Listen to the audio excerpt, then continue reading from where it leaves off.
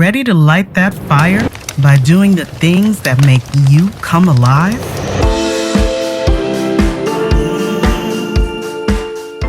Welcome to Health Raisers, a podcast for wise women. I'm your host, Dr. Nadine. I left a soul-crushing medical career full of bad news and evolved into a joyful health integration coach, helping hundreds of women find their healthy.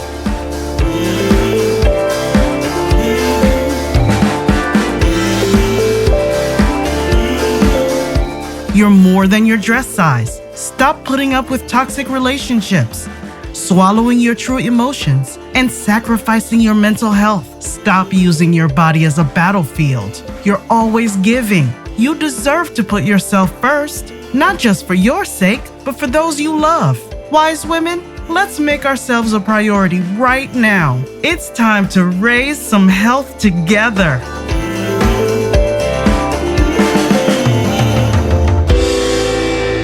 Hello, wise women. Today I am thrilled, excited, as usual, being the curious individual that I am, having met this beautiful being, Elaine Fletcher-Janzen, for lunch recently after we had a comfortable time. Two people who had just met each other and just so easily had a great conversation. I couldn't help but ask her to come onto the podcast. Elaine is currently the chairperson for the Herb Society of America, the Michiana unit. And Elaine is also a consultant in pediatric neuropsychology and is writing a book on emotional wellness for educational professionals and students. So it just can't get more perfect than that. Elaine, thank you for being here. And I want to talk everything herbs and more. Well, thanks for having me. I'm delighted to be here, and I'm delighted to continue our conversation too. You know, you don't meet Herbies very often, as you coined yourself, an Herbie. Yes. Why herbs? How did you get into this? Well, I think as a child, I used to work with my mother, and my mother showed me, when we were cooking dinner or preserving things, and she would send me out to the garden to pick parsley or rosemary or some other, mostly culinary herbs. And I just delighted in going out to the garden and finding them and picking them and bringing them back and smelling them and touching them. And it was just a really nice exploration that I had as a child. And very fond memories of working with my mother. And I grew up in England. And so there's a history or a feeling or a cultural kind of appreciation of herbs, I think. And it goes back many, many, many years. And so it was imbued in the culture. So you listen to stories or you listen to songs like parsley, sage, rosemary, and thyme. That's an old English folk song. And it was just sort of imbued throughout the culture. And then when I got older, in adolescence and young adulthood, I was just really interested in health and reading more about what health was about and about my own health. And there were very few books on the market about that. And those books that were on the market, like Adele Davis, she was a principal health enthusiast and very talented writer. But while you were reading that book, it invited you to start thinking about outside the norm of regular medicine, regular visits to your doctor and those sorts of things, and started to give people, I think, agency about, thinking about what can I do to augment my diet? What can I do to augment my feeling of health and those sorts of things. So I became very interested as a young adult on that, and it just stayed. It just stuck. Being close to my food in more ways than one has always been something that is just entirely personal and always present. And, I'm just thankful that it has been, because it's just been a really interesting journey. I'm delighted that movement went into a wellness movement, went into an integrated healthcare movement, where there's multiple ways of looking at your health and what you can do about it personally. And so I'm just delighted with the way that the field is going. I think it's good for all of us to be curious. So let's dig into that a little bit. I'm a retired physician, and that's all I knew. I was not really trained at the time I was being trained in any holistic way or thinking about anything besides prescribed medicine. We really didn't think about prevention. At least when I was training. I can't be unfair and say that it might not have changed, but my experience was one of treating. You treat, not even necessarily the root cause, but it's more looking at symptoms and making a diagnosis and offering treatments. Right. So from that standpoint, why do herbs get a bad rap? I will see things like, well, make sure you're not taking such and such thing or taking things that are not necessarily prescribed because you don't know what they are. They haven't been tested and how they might interact with the medications that you're on. So can you speak a little bit about that in your experience? Yeah, I think, the thing about traditional medicine in the West here, I think is, we rely on research. We do in-depth studies, randomized controlled studies, and various government agencies have to pass, your research, and whatever substance you're talking about or whatever procedure you're talking about has to pass. Absolutely. When you look at rigorous research, randomized controlled studies, multiple ones built on theory, done over multiple years, looking at the average person with a certain condition makes sense. I mean, to me, that's a very rational way of doing things. It also, and when people come to you and they're suffering, you want to relieve that suffering as fast as possible in the most reliable and ethical manner. So allopathic medicine, I have no argument with whatsoever. However, I think it becomes a wee bit cumbersome in that you're looking at groups. You're looking at the average person with multiple sclerosis or the average person with migraine headaches. And in the individual, a lot of times when you're looking at group data, the individual can get lost. In other words, it's a one person, it's an N of one that comes and talks to you when you have a patient in front of you. It's not the whole group of people with that condition. Consequently, it's up to the physician or the, practitioner to figure out what's driving the bus, what's causing, things to work. So I think the established medicine is appropriate and it's packed on a good base. But by the time you learned all that, it's very difficult, I think, to localize all of that down to this highly unique individual right in front of you, who may or may not be interested in their own self-care. They may or may not be curious. They may have multiple things going on at home, a multiple history. You can't separate emotion from cognition or health. Same pathways for pain as there is for depression and loneliness.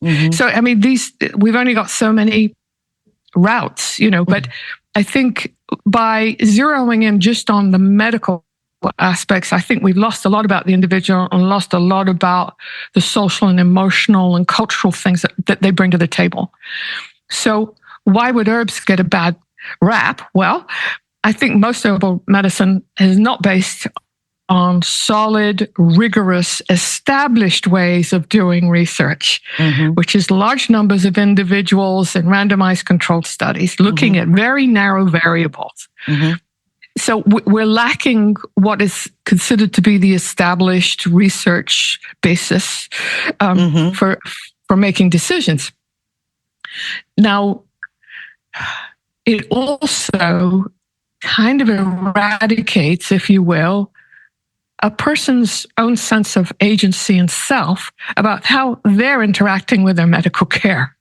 And I think a lot of folks turn to herbs and alternative medicines, homeopathic or, especially herbal medicine, because they want to augment their health. They want to find things that they can do. And there's enough research on multiple different herbs to say, this is pretty good research here. We should this, or it's safe to take, or those sorts of things. So there's some research, but it's not a same rigorous level. So I think from the medical professional looking at herbalism, it's, wow, you guys are not as rigorous as you need to be. You're self-medicating in some instances. You're growing these substances in your backyard or your windowsill in some substances. There's way too much chance involved. So I can understand why people are reserved or conservative about herbalism. Mm-hmm. On the other hand, herbalism goes back thousands of years when there wasn't what we have now as the medical regime, the whole medical machine that we have now. Yeah, like Chinese herbal medicine is ancient. You have indigenous practitioners who have been using herbs for thousands of years. And something else that I've sort of been thinking about while you were talking, they can't necessarily simply be categorized, herbs can't, as only medicinal, at yes. at the botanical gardens where we've met, right. And I'm part of the Herb Society now. I was very surprised to see, in a way, how ubiquitous herbs are, mm-hmm. and how we may not necessarily mm-hmm. think about it. Mm-hmm. Doesn't have to be, this application doesn't have to come in a pill form, or right. There are cosmetic mm-hmm. applications, mm-hmm. there are dyes, culinary mm-hmm. uses that we might be more familiar with. So can you mm-hmm. talk about a little bit about maybe how you approach, maybe in your own life, practically using herbs in various scenarios? Sure.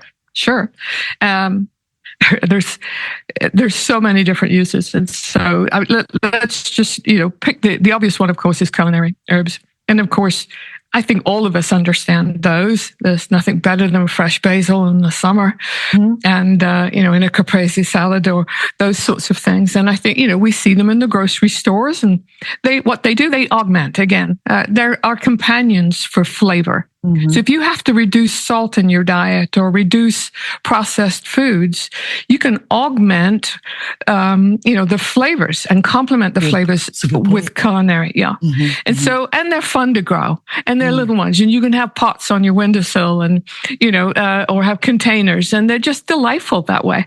And so obviously you've got the culinary sections that we have, and of course, mm-hmm. lots of folks drink mm-hmm. lots of teas for mm-hmm. not necessarily medicinal, but because they taste good, or mm-hmm. They don't want to have caffeine at night, so they'll have some chamomile tea or ginger tea.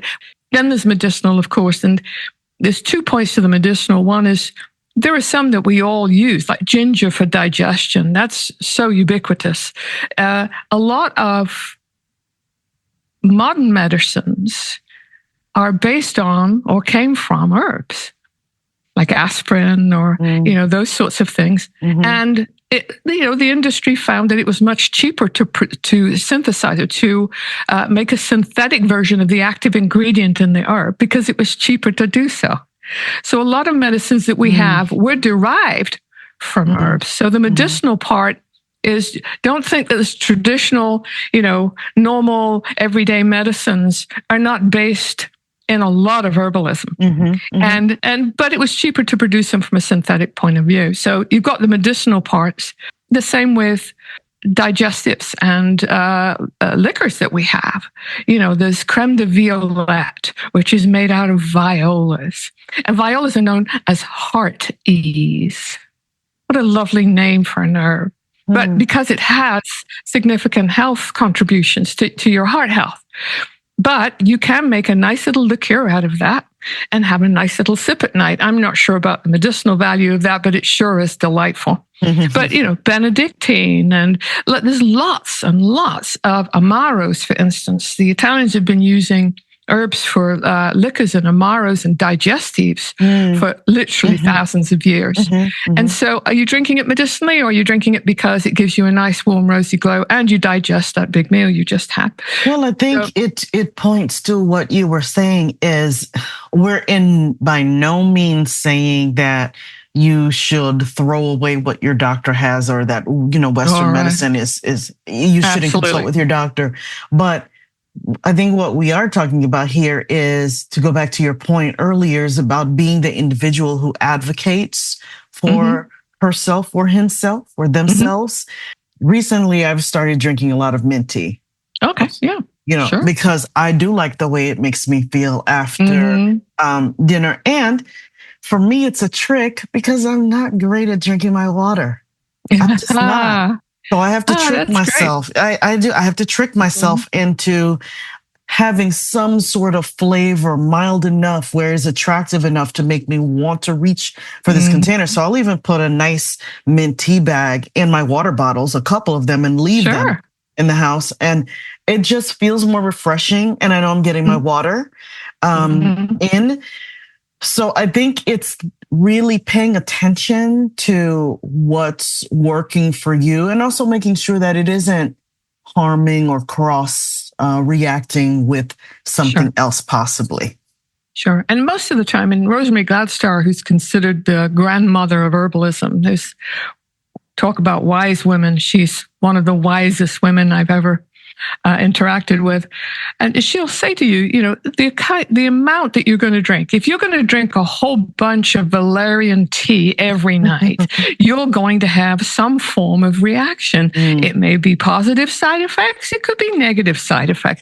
But the point is you really need to check. There's some herbs where you need to check. You have to check with your physician to do this. Mint tea, on the other hand, as long as you're not allergic to mint, by all means, make a pot of tea, grab some leaves off a plant and throw them in there and make your iced tea. Absolutely. The safety aspects are important. I agree with you on that. I think it's important. Agency is not just about doing what you want. It's about doing this intelligently, doing this with thinking about, okay, there's a checklist here. I'm using a substance that I'm not sure about. Let me check this out a little bit. Another way that herbs are used, and we have a cosmetic section, as you mentioned, in the garden. And, this is wonderful. I mean, there's all kinds of perfumes. In fact, one of our members is now exploring a whole line of perfumes that come from herbs. She just created one out of sweetgrass, or some folks call it vanilla grass, that is the most unbelievably beautiful scent I've experienced in the last few years. And it's pure by itself. And there it is, just some sweetgrass. Now, Native Americans and some other groups will dry and braid that sweetgrass and use it for another purpose. And lots of herbs are used for sacred and ritual purposes. And that goes back thousands of years as well. There's economic herbs, those that help industry, those that are put into. How many times do you buy shampoo or skin cream and it's got lavender in it? Sure. Herbs help the cosmetic industry and the home health care products industry tremendously, apart from just smelling nice. Yes. Sometimes I do wonder when I'm purchasing something, how can I tell whether it's quality? So in two applications for myself, for instance, you mentioned the shampoo or what I put on my skin, lotion that I put on my skin, or I love to cook. So the herbs that I'll buy in the store. Sometimes I've stopped and I've gone, well, how do I know that this is pure? Or how can I ensure that I'm getting something that is truly good for me and that's not completely synthetic? Or like the herbs that you buy in the grocery stores, I often wonder to myself, how old is this? When was this processed versus going to the farmer's market and you get the herbs that they may have dehydrated there? It just looks and smells so different than what you get from the store. You bet. It's easy to just ask them, can you tell me, what the source is? Where do you get these herbs? Or, oh, we grow them. Okay.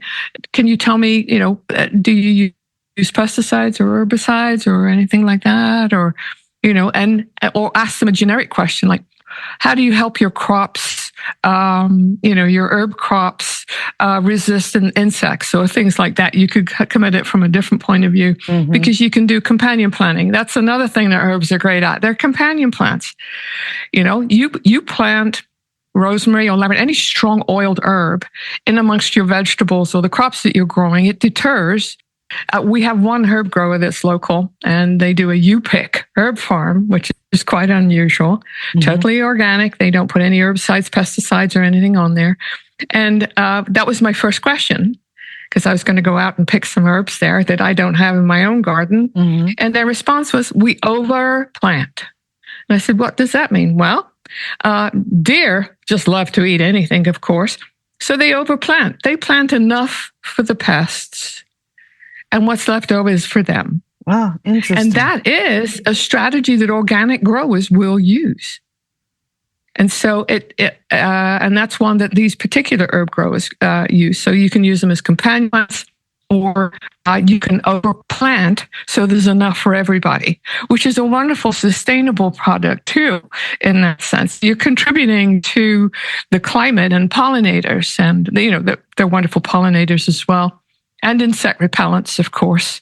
Yesterday, I got poison ivy on my wrist as I was, without gloves, digging into the masses of weeds that were in my herb garden. And I got some poison ivy on my wrist. So I have a dock leaf plant that I leave in the garden specifically for insect bites or stinging nettle bites.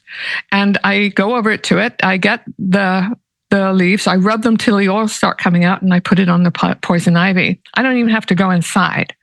Or if I had jewelweed, and I would grow that specifically for that purpose, I'd put that on the poison ivy. It does so much better than any over-the-counter product that I've ever used on poison ivy. So the multiple uses that you've got is fun, if nothing else. And the herb of the year, for instance, here's a great one. The herb of the year this year, as you know, is yarrow. And so we have, I don't know how many sections we have in our formal herb garden, probably 20. And we were saying, well, okay, which sections should we put the yarrow in this year? Because it is herb of the year, and it should be in multiple sections. Well, at the end of the spring, we decided we should plant yarrow in every section. Yarrow is wonderful for cosmetics, insect repellents, medicinal, culinary. The leaves are great for salads. You can use it as a styptic for, if you cut yourself, or, ancient soldiers used to use it for poultices. They would tuck, ancient, when I'm saying Roman soldiers, would tuck yarrow into their tunics, because you put that directly on a wound, it stops the bleeding. And 2,000 years later, we're using it for the same reason. But it gets back to, why do herbs have a bad rap? I think the one reason, especially after what we've just talked about, how amazing and vibrant and, how useful they are in so many ways. I think the first reason, of course, is like we've talked about, there's so many people involved, and you've got to be very careful about what advice you follow and how you follow it and those sorts of things. The second rap is the history associated with herbalism that goes way back. And now, here's an ad from our sponsor.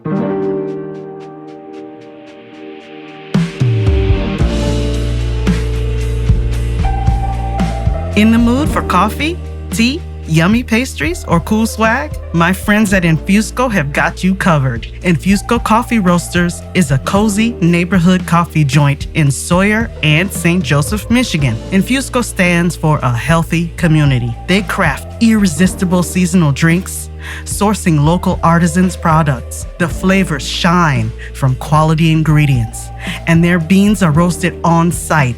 They do not hide behind tons of sugar. Every time I go, I'm greeted by my name with a smile. Bad service is just non-existent. It feels like stepping into a friend's living room. They keep it personal. Old school, eclectic coffee mugs on the wall, fun merch, including stickers designed by artists, t-shirts, and sweatshirts. It's the perfect place to get to know your neighbors and chat with tourists. You will always find people deep in conversation. Special events keep it fresh. Community, health, the heart of Sawyer.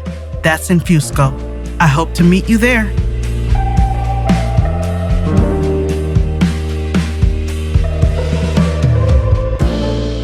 One of the first people to really talk about or write books about herbalism was around in the 16th century, and that's Culpeper. old Brit. And but he was the first person to write a book about herbalism in English. And he did that so anyone who could read or anyone could translate what was in the book. Because at that time, the only people that knew about medicine, and let's face it, herbs were the only form of medicine at that point. Sure.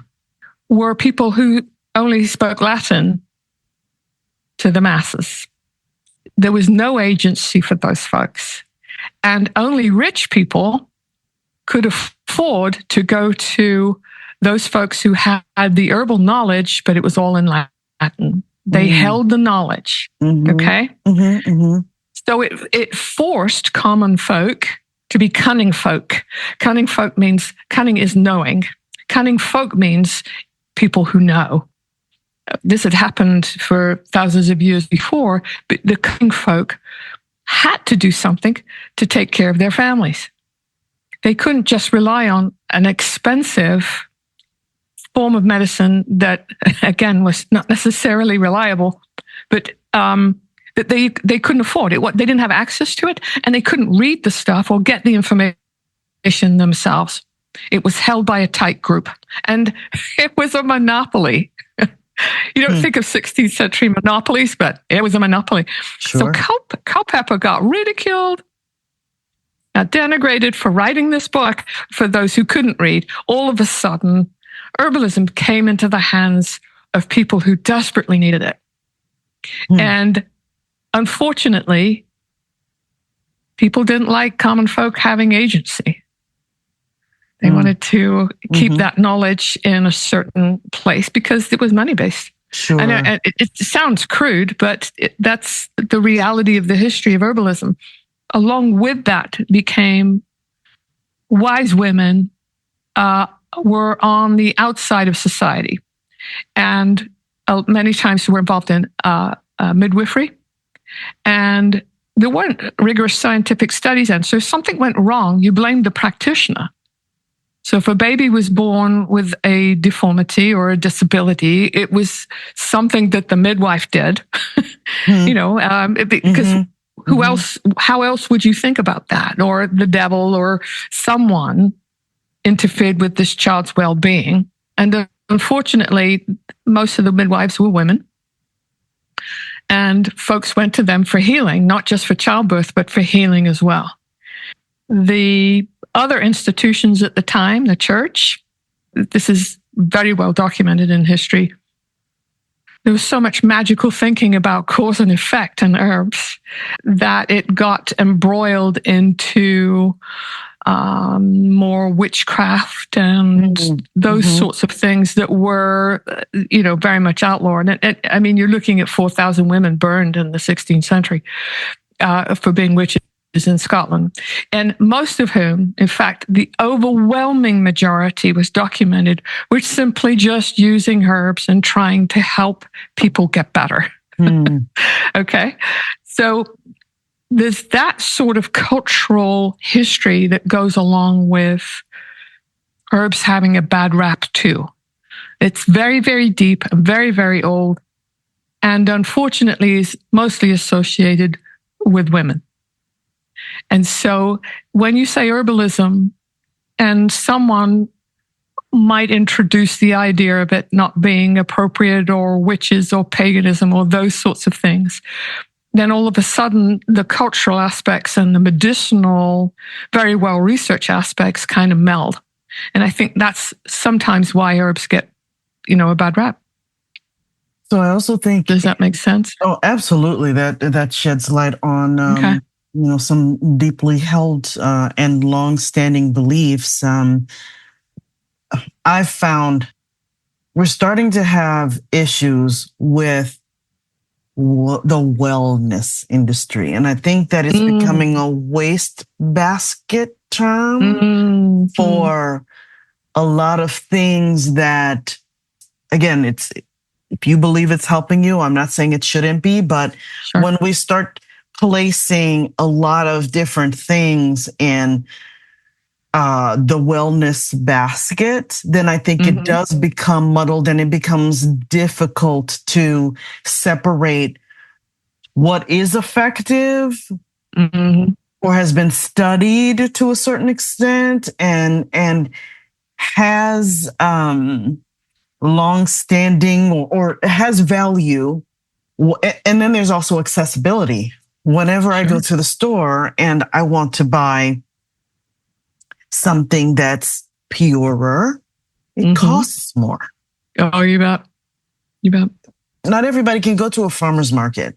Not everybody can, when they walk up to the shelf in the store, you have to kind of go into the corner and to see the things that, the brands that are more natural. And even that is becoming muddy.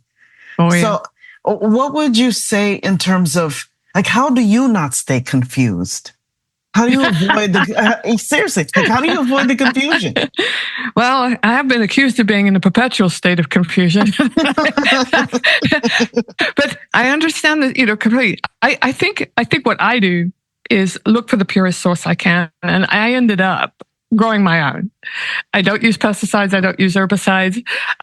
I buy a $5, bunch of rosemary and plant it and nurse it through the winter here. You don't have to. I was out recently in California, there are entire 30-foot hedges of rosemary.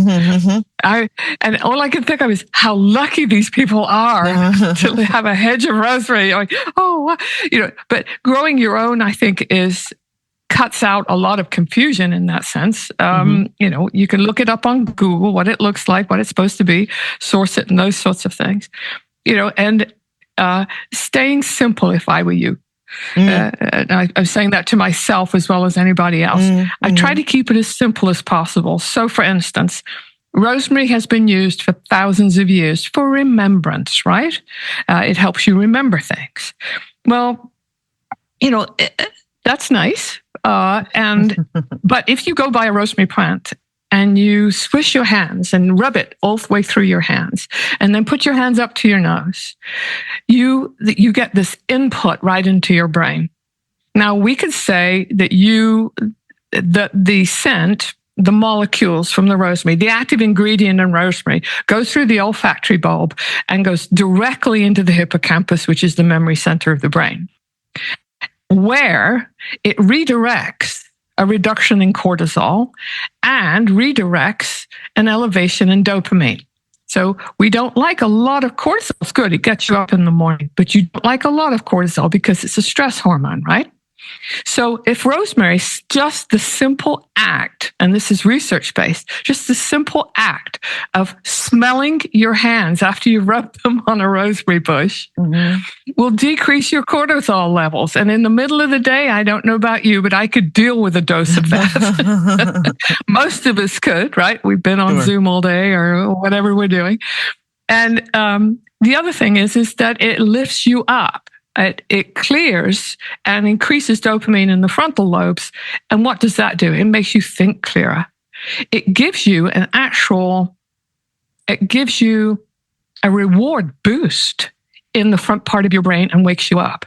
So what I'm hearing is it's not just thinking about like rosemary. As soon as you said that, I thought, oh, rosemary, cooking, chicken, or just automatically went there. So I didn't necessarily think about taking that simple thing and using it for stress reduction, smelling, actually stopping and smelling it and not having to put it on something to eat.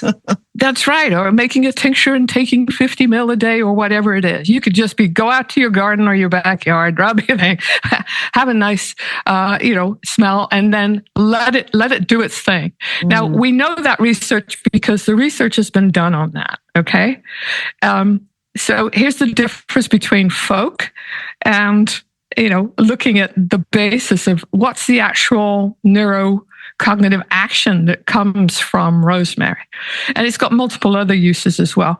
But the thing is once I know that, I've read about rosemary, I've grown rosemary, I've always rubbed my hands. Whenever I passed a rosemary bush, it's like I couldn't resist the kick. It's like a cat and catnip for me. So if you see me diving into a rosemary bush locally, then just let me be. It'll be just fine.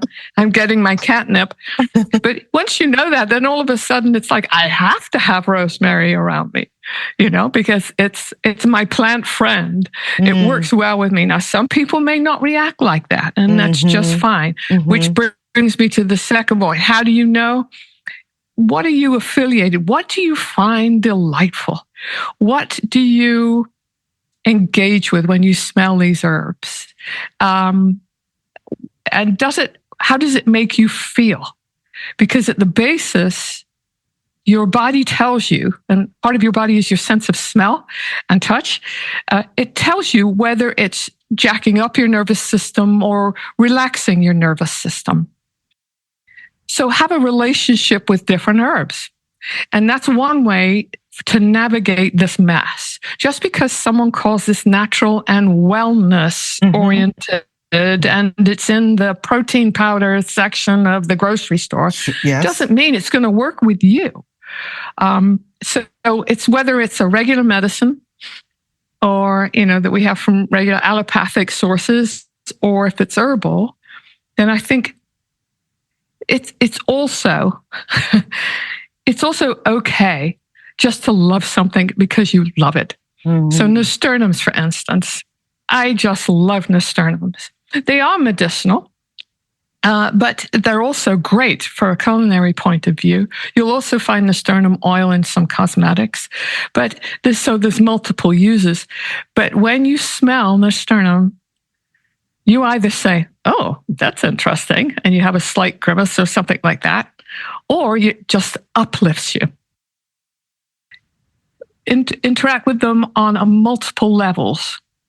Okay, so I took this, and it didn't do what I thought it was going to do, so it doesn't work for me. Well, was it in the right form? Was it a tincture, a salve, a poultice? There's many. Was it orally taken? Or olfactory? All of those things. There's multiple ways to ingest or experience an herb. The other thing is it's just fine just to have fun with it. Absolutely. So for a newbie, what other things might you want us to know, or practical tips or other ways to incorporate them in our daily lives? Okay. I think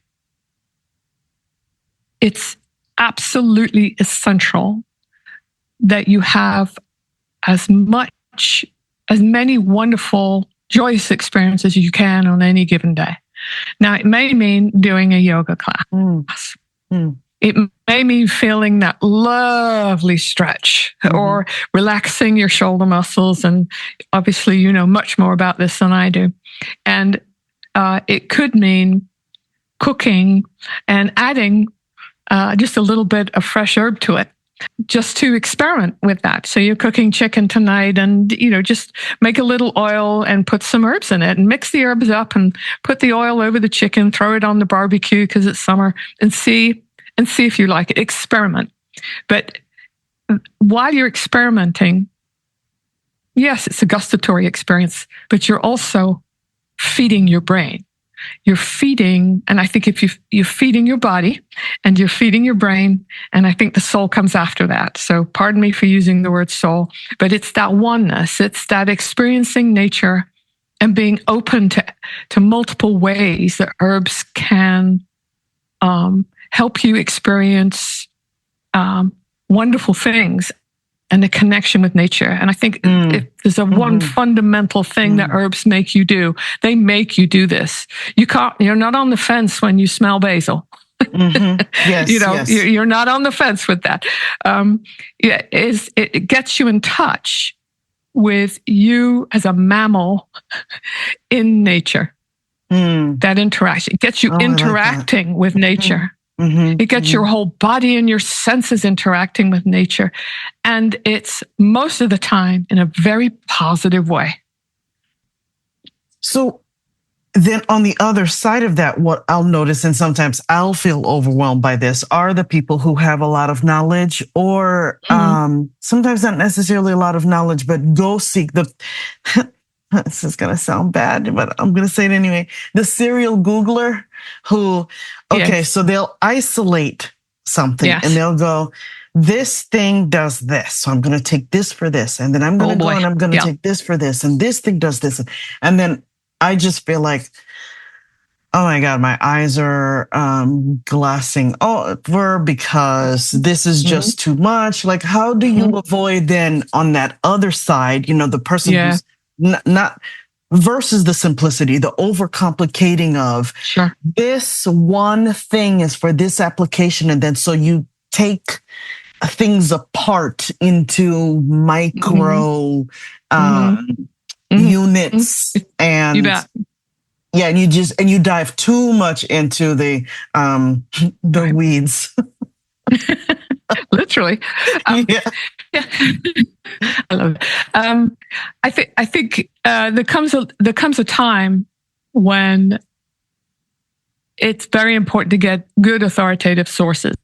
Get 3 to 5 sources. If you're going to mess around with an herb for any particular complaint or for any particular purpose, look at 3 to 5 really good authoritative resources and compare across those resources. Now, because I'm trained in neuropsychology, I also go to PubMed and NIH, and because I want to see if there's any formal randomized controlled studies done on some of the herbs that I'm interested in. So I'll go there, but for the average person, they're not going to go to PubMed. I also go to Rosemary Gladstar's books. I go to the Chestnut School of Herbal Medicine. They're out of North Carolina. You buy one of their books, and then you have access to their whole website that gives you training videos on how to make a tincture, how to dry herbs, safety, herbal safety. There are rules around using herbs, and you need to know these. So if you're one of these people that really want to dive deep, then it's important to go by the rules. And the rules are 3 to 5 authoritative services, good resources, not Google, not Google. Now, it's fine to go AI and Google and get a good sense of whether this is an herb that you want to get into or not, or perhaps the Mayo Clinic, for instance, has a blurb on rosemary or something. That's okay, but I wouldn't call it an authoritative resource. I'd go to someone who's written books. Sometimes I go to Culpeper. Sometimes I go back to see what happens with Culpeper because, he was an authoritative source. And ironically enough, he's very seldom wrong, although there's some funny bits in it because it's in Old English. But the point being, use good resources, localize yourself to 1 or 2 herbs at a time, get to know them really well, and always think of them as not one purpose. There's multiple purposes for this. So while this might enhance your memory, it might also give you a skin rash. So you've got to always test minimally and conservatively. And that way you're going to avoid any kinds of 99% of the issues. The other thing is I talk to my PCP regularly. I'll say, well, I've been thinking about this. And he and I have research arguments, and he'll say, let me look that up. And he'll start looking. He'll just say, there's no, and I'll go, okay, fair cop. Have a good relationship with your PCP. Where you can talk about these things. If your PCP won't listen to you at all, first off, they should be listening that you're a person that wants agency over their health. Well, it's a partnership. I think this is the way we don't think about our healthcare. It is a partnership. It's you are working together, because one of my previous guests, I'm going to say was Dr. Satarangani, said, I think, said that most of your healthcare is done outside of your physicians. And I'd never thought about it like that. Yep. Most of the healthcare delivery is in the community. It is in your home. Mm-hmm. So Mm-hmm. it is a partnership where you have to be very responsible and have a two-way conversation. Yes, they have the expertise and they have the information, but you know yourself, Mm-hmm. and you know what feels right and what doesn't feel right, and what Mm-hmm. if I did this, and to have them be open to a Mm-hmm. dialogue about how to best care for yourself as a part of the team. I agree. I wholeheartedly agree. And I would like to think that it would be enjoyable for the physician to feel like their patient has some curiosity and agency over their own health, and that they're augmenting that. Mm-hmm. And that it is that they're going to go out of their office and they're going to take care of business.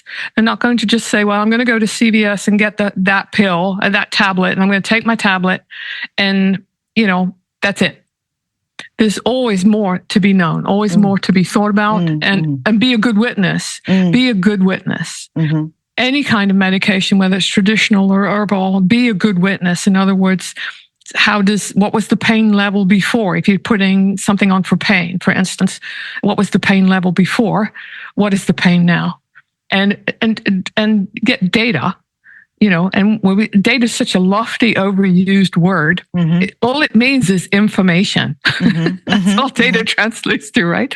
But if you're talking about interactions or these sorts of things, or you say to your doctor, I'd like to try some valerian tablets to help my sleep. How do you feel about that? Mm-hmm. Mm-hmm.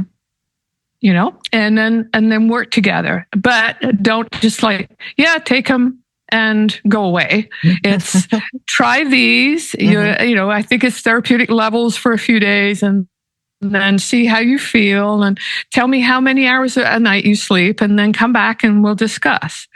Those sorts of things, I think, really help good use of medicinal herbs for sure. And that goes for probably any kind of medicine. But I think, again, I couldn't agree with you more. A good partnership and being a good witness. I think that. Being that a good helps. Witness. Mm-hmm. Mm-hmm. Mm-hmm. Yeah. Elaine, thank you so much for being here. I have one more question for you. I'll be very interested to hear how you answer this. What is your personal definition of what it means to be healthy? I love that question. Mm-hmm. I think I just like the question hanging there. I just really love that question. If I have to use one word, I'd say joy. From a brain point of view, when you have joy, your immune system is in full roar. Why? Because you have lots of dopamine, you have lots of endorphins, you have lots of great neurotransmitters. Your cortisol levels go up and down. You have variability. And so you feel good. When you're joyous, you feel good. And for human beings, there's so much stress in the world. So many things are coming at us because we're so vulnerable. As human beings, we're very vulnerable. Like nature didn't, some species, like I've been watching deer being born lately out in this summer, and, a baby deer gets up, Bambi gets up and walks immediately. Human beings, we're totally, totally exposed for many, many, many years before we can become independent. So it's really important that we rely on the folks around us. The only thing that keeps us alive as human beings is our social interaction when we're babies. And that's how we grow up. We're social mammals. And so that keeps our immune system functioning really well. When we get stressed, we get way too many stress hormones, and that wears away at the immune system. And then year after year, we start compensating for our immune system not functioning well. We get sick easier. And then we've got sort of double duty going on there.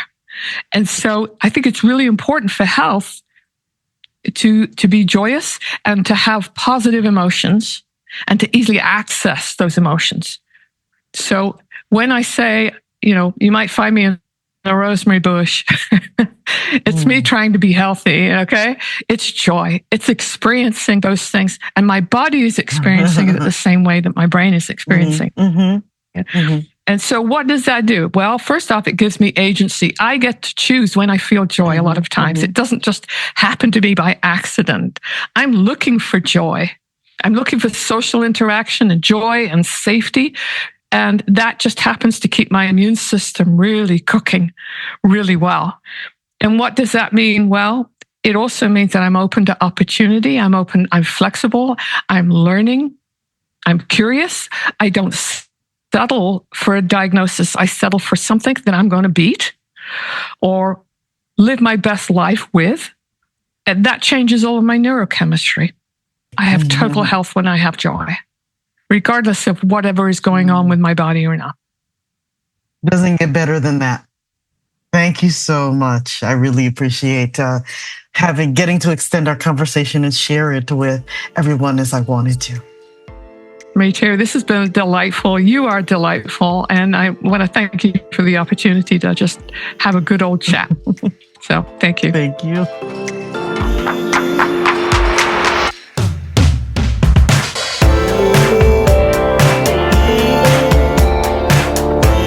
Wise women, move from last place to first place in your life. Stop using your body as a battlefield. Let's raise health together with a customized health plan just for you. Contact me at npkhealthintegration.com. Thanks for listening. See you next time.